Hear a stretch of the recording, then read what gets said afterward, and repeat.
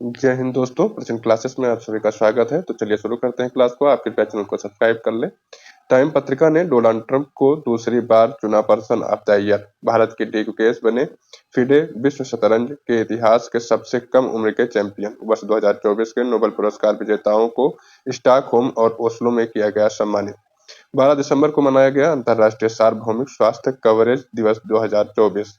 उत्तराखंड के सीएम पुष्कर सिंह धामी ने विश्व आयुर्वेद कांग्रेस और आरोग्य एक्सपो 2024 का किया उद्घाटन। फीफा ने सऊदी अरब को वर्ष 2024 पुरुष पुरुष फुटबॉल विश्व कप का मेजबान देश किया घोषित। गूगल ने क्वांटम क्षेत्र में क्रांतिकारी विलो चिप का किया अनावरण। राष्ट्रीय पंचायत पुरस्कार 2024 के तहत महाराष्ट्र, उड़ीसा और उत्तर प्रदेश की ग्राम पंचायतों को मिला कार्बन न्यूट्रल विशेष पंचायत पुरस्कार। उत्तर प्रदेश जम को पूरी तरह से अपनाने वाला बना पहला राज्य। जम्मू और कश्मीर तथा लद्दाख में होंगे खेलो India winter game 2024।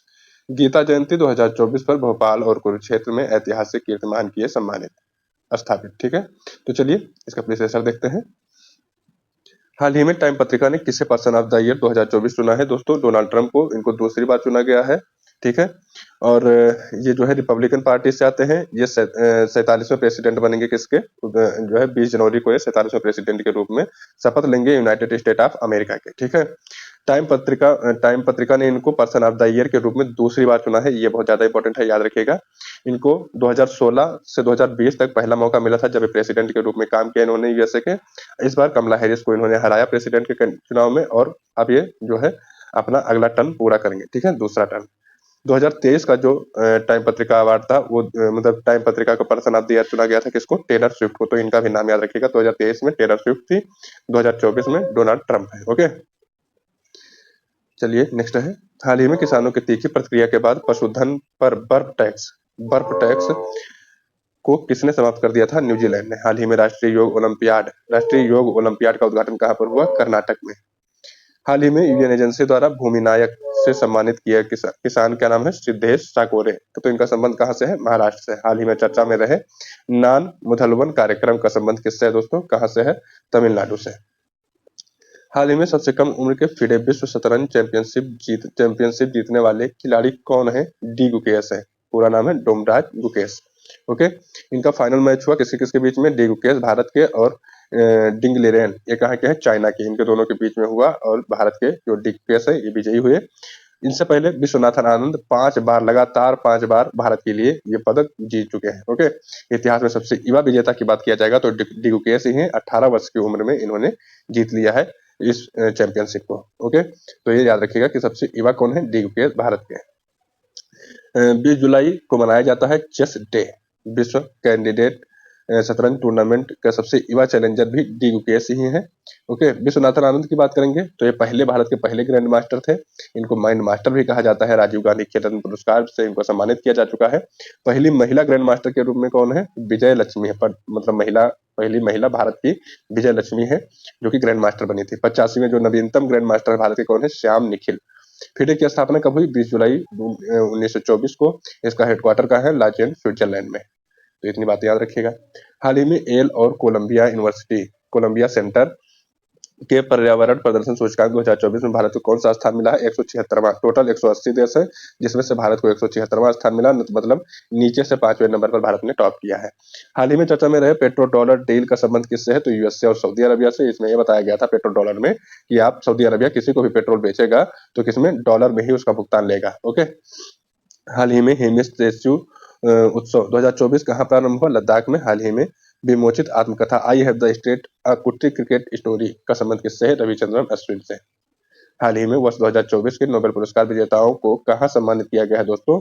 Stockholm, Oslo, Montreal. कहाँ पर सम्मानित किया गया? तो ये ए और बी दोनों, स्टॉकहोम और ओस्लो में। ये क्या है कि जो नोबेल का पुरस्कार दिया जाता है दो जगह। नोबेल का शांति पुरस्कार है वो नॉर्वे के ओस्लो में दिया जाता है, जबकि और अन्य जितने पुरस्कार हैं 5 वो दिए जाते हैं कहाँ पर? स्टॉकहोम स्वीडन में। ओके, तो टोटल 6 पुरस्कार 6 मतलब कैटेगरी में दिए जाते हैं। और इसमें जो है पहले इकोनॉमिक्स नहीं था, पहले केवल 5 जगह पर दिया जाता था, मतलब 5 क्षेत्र में। अब टोटल इकोनॉमिक्स को भी जोड़ लिया गया है और 6 कैटेगरी में दिया जाता है। इकोनॉमिक्स को 1969 में इसमें जोड़ा गया।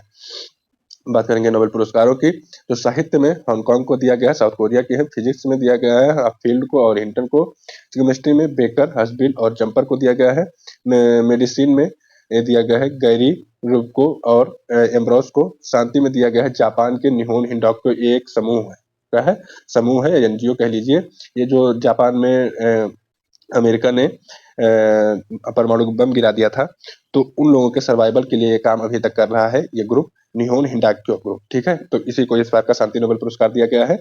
इकोनॉमिक्स में दिया गया है जॉनसन, रॉबिन्सन और एस मोगली को, ओके, तो इन सबका नाम याद रखिए। नेक्स्ट देखेंगे, हाल ही में भारतीय सेना में शामिल किया गया पहला स्वदेशी आत्मघाती ड्रोन, आत्मघाती ड्रोन का क्या नाम है, नागास्त्र 1। हाल ही में दक्षिण अफ्रीका के राष्ट्रपति पद पर किसका निर्वाचन हुआ है, इनका नाम है क्या, Cyril Ramaphosa, okay, Cyril Ramaphosa. हाल ही में पुलिस की भीड़ भाड़ कम करने के लिए 1 मिनट ट्रैफिक प्लान कहाँ पर लागू किया गया, तो 1 मिनट ट्रैफिक प्लान पुलिस ने लागू किया है शिमला में। 18वें अंतर्राष्ट्रीय फिल्म महोत्सव 2024 का उद्घाटन कौन सी फिल्म के साथ में हुआ है, तो विली एंड मौली फिल्म के साथ में हुआ। हाल ही में अंतर्राष्ट्रीय सार्वभौमिक स्वास्थ्य कवरेज दिवस 2024 कब मनाया गया, तो दोस्तों ये मनाया गया 12 दिसंबर को। वर्ल्ड हेल्थ डे कब मनाया जाता है, 7 अप्रैल को मनाया जाता है वर्ल्ड हेल्थ डे, और इसका जो थीम था हेल्थ फॉर ऑल। देखिए वर्ल्ड हेल्थ डे की बात करेंगे, WHD, वर्ल्ड हेल्थ डे, ठीक है, तो ये मनाया गया 7 अप्रैल को, इसका फुल मतलब थीम था हेल्थ फॉर ऑल। लेकिन जब बात करेंगे यूनिवर्सल हेल्थ कवरेज डे 2024 की, तो ये 12 दिसंबर को मनाया जाता है, घोषणा इसकी 2017 को हुई थी, मतलब 2017 से इसको मनाया जाता है, और इसका थीम था हर किसी को हर जगह गुणवत्तापूर्ण सस्ती स्वास्थ्य सेवाएं उपलब्ध कराना।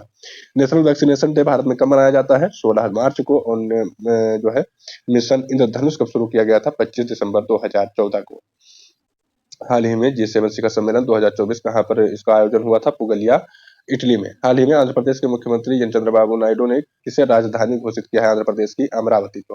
हाल ही में मुख्यमंत्री नियुक्त मुइना योजना किसने प्रारंभ किया है, तो दोस्तों असम में प्रारंभ हुई है। हाल ही में PM श्री पर्यटन हवाई सेवा का उद्घाटन किसने किया है, तो देखिए जो है ये कहाँ पर हुआ है, MP में। और लोकपथ का भी मतलब लोकपथ एक ऐप वो है, पोर्टल है, इसका भी जो है लॉन्च कहाँ पर किया गया है, MP में किया गया है, ठीक है। तो PM श्री पर्यटन हवाई सेवा भी कहाँ पर, MP में, और लोकपथ भी कहाँ पर, MP में, तो दोनों को याद रखिएगा। हाल ही में 10वीं विश्व आयुर्वेद कांग्रेस और आरोग्य एक्सपो 2024 का उद्घाटन कहाँ पर हुआ, उत्तराखंड में। किसने किया है, CM पुष्कर सिंह धामी ने, ठीक है, उत्तराखंड देहरादून में। थीम क्या है, डिजिटल हेल्थ, ओके। जो AI समिट हुआ है इस बार का, वो कहाँ पर हुआ, तीसरी बार का AI समिट था, ये हैदराबाद में हुआ है, ओके। और देखिए फर्स्ट ऑडियो विजुअल कॉन्फ्रेंस कहाँ पर हुई है, गोवा में हुई है। ग्लोबल फिनटेक समिट कहाँ पर हुई, मुंबई में। राज्यन राजस्थान कहाँ पर हुआ, तो ये दोस्तों कहाँ पर हुआ, जयपुर में, अभी हाल ही में इसका समिट चल ही रहा था। और यूनेस्को का 46वां सत्र कहाँ पर आयोजित हुआ, दिल्ली में, और भारत की तरफ से इसमें मोइतम को शामिल किया गया 43वें स्थल के रूप में, विश्व धरोहर के रूप में, ठीक है। PM मोदी 3.0 कैबिनेट में सबसे अमीर मंत्री कौन है, तो सबसे अमीर मंत्री हैं डॉक्टर चंद्रशेखर, और सबसे युवा मंत्री की बात किया जाएगा तो राम मोहन नायडू जो है सबसे युवा मंत्री, जो कि सिविल एविएशन संभालते हैं, ठीक है, सिविल एविएशन के मंत्रालय में मतलब मंत्री है ये। हाल ही में भारत ने किस देश के साथ स्थानीय मुद्रा निपटान प्रणाली प्रारंभ किया है, तो ये देश कौन है दोस्तों, इंडिया और UAE मिलकर इस काम को कर रहे हैं। हाल ही में दिवंगत अंतर्राष्ट्रीय ख्याति प्राप्त कलाकार राजीव तारानाथ का संबंध किससे है, तो सरोद वादक थे। देश के सेनाध्यक्ष पद पर किसे नियुक्त किया गया है, तो उपेंद्र द्विवेदी को नियुक्त किया गया है, ठीक है, उपेंद्र द्विवेदी। दिनेश त्रिपाठी क्या है, तो ये जो है आपके नेवी के हेड हो जाएंगे, जो है दिनेश त्रिपाठी। हाल ही में फीफा ने सऊदी अरब को किस वर्ष पुरुष फुटबॉल विश्व कप की मेजबानी प्रदान की है, तो दोस्तों 2034 में। अब देखिए बात सुनिए, 2022 वाला जो था, जो 22वें नंबर का था, ठीक है, तो इसका आयोजन हुआ कतर में, और विजेता इसकी रही अर्जेंटीना, उप विजेता रही फ्रांस, ओके। जो 23वां होगा, हर 4 साल पर होता है, 22वां 2022 में हुआ था, 23वां नंबर का होगा 2026 में, 4 साल बाद। तो ये जो है कहाँ कहाँ पर, इसका USA, मेक्सिको और कनाडा में इसका आयोजन होगा। 25वें नंबर का होगा 2023 में, इसका सऊदी अरबिया में होगा, सऊदी अरब में, ठीक है। और 25वें नंबर का सऊदी अरब में होगा 2034 में, और लेकिन 24वें नंबर का कहाँ पर होगा, स्पेन, मोरक्को और पुर्तगाल में, ठीक है। तो इन सबके नाम याद रखिएगा। 2030 में इसका 100वीं वर्षगांठ भी मनाई जाएगी फीफा की, ओके।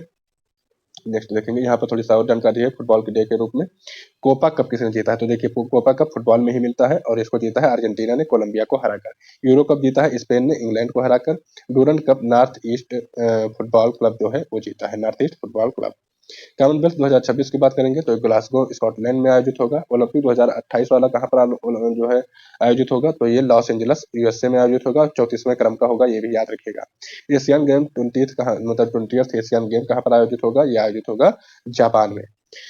वैश्विक लैंगिक अंतराल सूचकांक 2024 में भारत को कौन सा स्थान मिला है, तो दोस्तों 129वां स्थान मिला है, 129। ठीक है। हाल ही में विस्तारित सदस्यता के साथ पहली ब्रिक्स मंत्री स्तरीय बैठक कहाँ आयोजित हुई, तो कजान के रूस के कजान में इसमें 5 देशों ने और सदस्यता पा ली है। कौन कौन?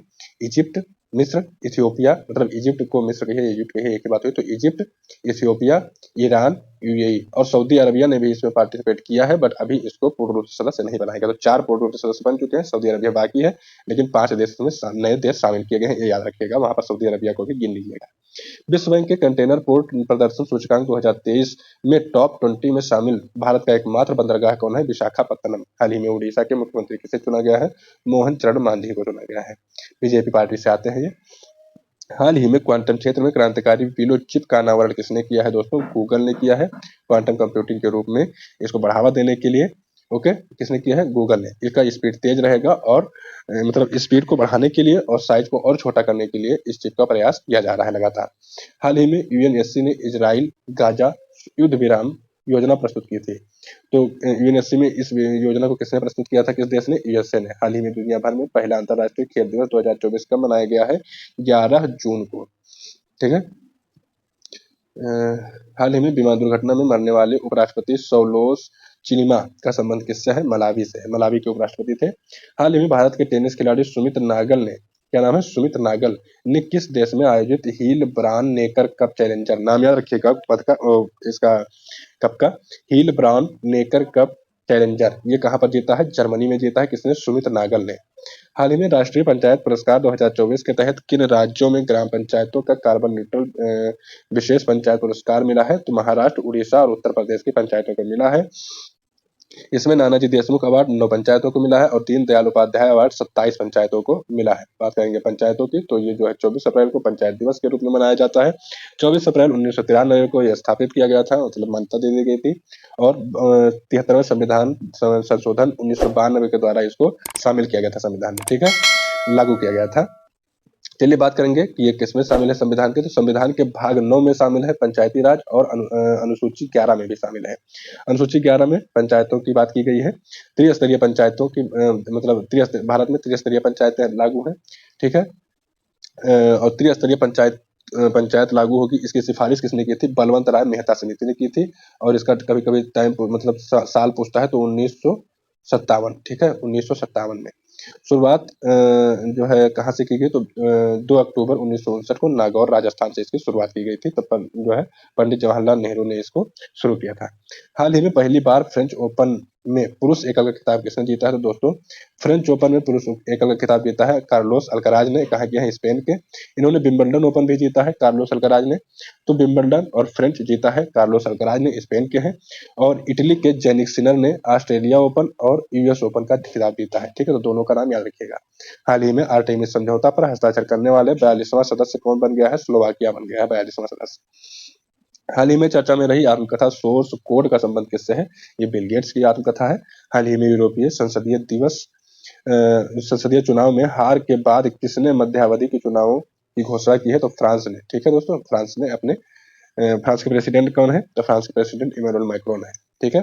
और ये जो चुनाव हो रहा था प्रेसिडेंट के लिए नहीं हो रहा था, ये याद रखिएगा, वहाँ के प्राइम मिनिस्टर के लिए चुनाव हो रहा था, प्रधानमंत्री के लिए, जिनके पास ज्यादा पावर नहीं होती है। राष्ट्रपति के पास वहां पर ज्यादा पावर है।